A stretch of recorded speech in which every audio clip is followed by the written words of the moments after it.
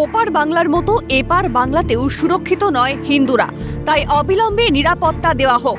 এরই পাশাপাশি বাংলাদেশের হিন্দুদের সমর্থনেও পথে নেমেছে একাধিক হিন্দু সংগঠন।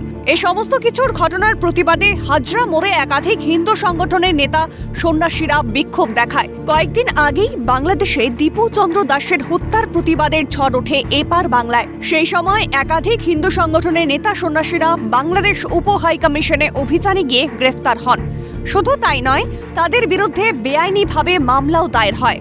রবিবার সেই সমস্ত ঘটনার প্রতিবাদে এবং হিন্দু প্রতিনিধিদের ওপর থেকে মামলা প্রত্যাহারের দাবিতে এবং পশ্চিমবঙ্গ ও বাংলাদেশের হিন্দুদের নিরাপত্তার দাবিতে বিক্ষোভ চলে।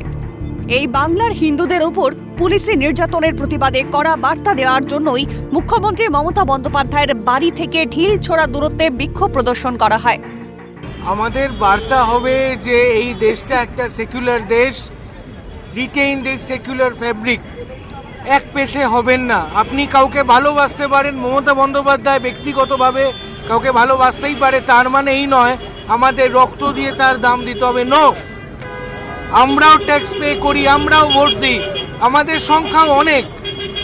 আপনি যদি ভাবেন যে আমাদের রক্ত নিয়ে হোলি খেলে একটা বিশেষ কমিউনিটিকে আপনি খুশি করবেন কারণ আপনার কম্পিটিটর বাবরি মসজিদ বানাচ্ছে, তাহলে এর পরিণাম খারাপ হবে। বিগত দিনে বাংলাদেশে দীপু দাসকে যেভাবে নৃশংসভাবে হত্যা করা হয়েছে তার প্রতিবাদে কিছু ভলেন্টিয়ার হিন্দু সাধারণ মানুষ কিছুদিন আগে আপনারা জানেন যে বাংলাদেশ ডেপুটি হাই কমিশনারের, যেটা আমাদের কলকাতায় আছে, সেখানে প্রতিবাদ করতে গিয়েছিল।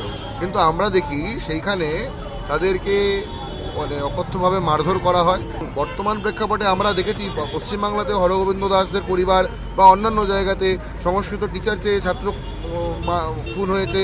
চারিদিকে বাংলায় যা অবস্থা পশ্চিমবাংলার ক্ষেত্রে, সেখানে আমরা হিন্দু নাগরিকদের তাদের সুরক্ষার দাবিতে আমরা আমাদের প্রশাসনের কাছে দাবি জানিয়ে আজকের এই অবস্থানে আমরা বসেছি। বাংলাদেশের হিন্দুদের সমর্থনেও তারা কিন্তু প্রতিবাদ জানাচ্ছেন এবং সেখানেও যাতে হিন্দু নিধন বন্ধ হয় সেই দাবি নিয়ে এই মুহূর্তে এই রাজ্যের একাধিক হিন্দু সংগঠনের প্রতিনিধিরা রাস্তায় বসে বিক্ষোভ দেখিয়ে এই মুখ্যমন্ত্রী মমতা বন্দ্যোপাধ্যায়ের কাছে তাদের দাবিসমূহ নিয়ে বার্তা দিতে চাইছেন।